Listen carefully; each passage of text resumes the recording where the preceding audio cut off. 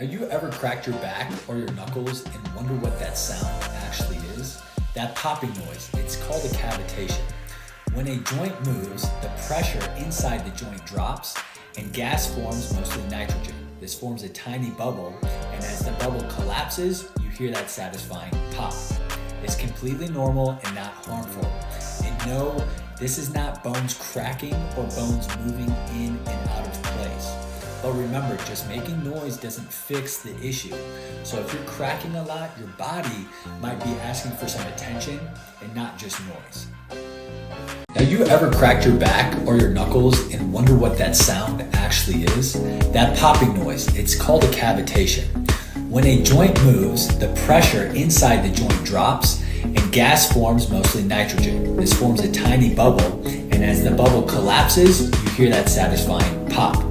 It's completely normal and not harmful. And no, this is not bones cracking or bones moving in and out of place. But remember, just making noise doesn't fix the issue. So if you're cracking a lot, your body might be asking for some attention and not just noise.